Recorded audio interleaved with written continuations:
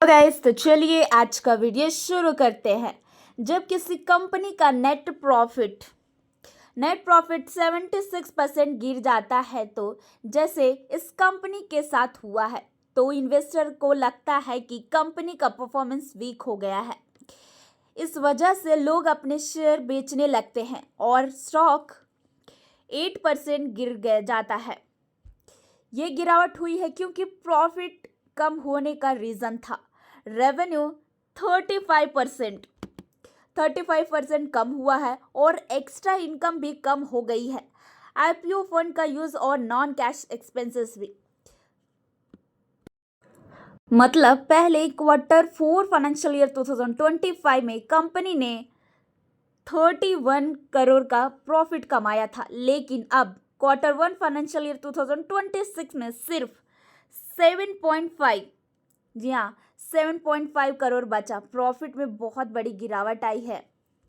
Revenue कम हो गया है, 428 करोड़ से कम होकर 278 करोड़ हो गया है। मतलब 35% का गिरावट। और जो कि अदर इनकम कम हुई है, जिसमें आईपीओ का पैसा यूज़ हुआ और कुछ नॉन कैश खर्चे भी आए।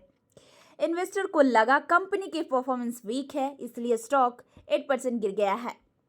पर एक अच्छी बात यह है कि EBITDA मार्जिन बढ़ा है, 7.8% से 9% हो गया है।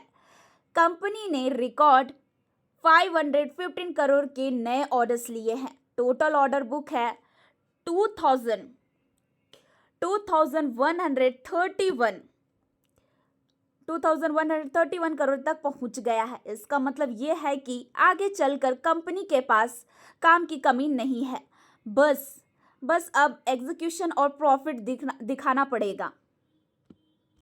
मानकर चलिए, सोचिए आप एक दुकान चला रहे हो जिसका प्रॉफिट 31,000 था पहले और अब सिर्फ 7,500 हो गया है।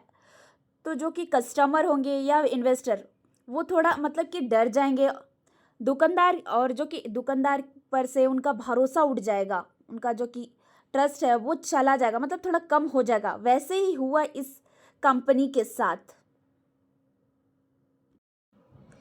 इन्वेस्टर ने नेगेटिव क्वार्टरली प्रॉफिट देखकर सेल ऑफ किया है। शॉर्ट टर्म में रिस्क है, प्रॉफिट गिर गया है तो स्टॉक और गिर सकता है। लॉन्ग टर्म में होप है कि ऑर्डर भी स्ट्रांग है और सेमीकंडक्टर भी फ्यूचर में हेल्प करेगा। तो कंपनी का नाम है सीएंट डीएलएम लिमिटेड। सीएंट डीएलएम लिमिटेड एक इंडियन कंपनी है जो कि इलेक्ट्रॉनिक का डिज़ाइन और मैन्युफैक्चरिंग करती है। ये डिफेंस, एरोस्पेस, मेडिकल जैसे क्रिटिकल सेक्टर के लिए काम करती है। अब इसने सेमीकंडक्टर बिजनेस भी स्टार्ट किया है, जो कि फ्यूचर ग्रोथ का बड़ा सिग्नल है।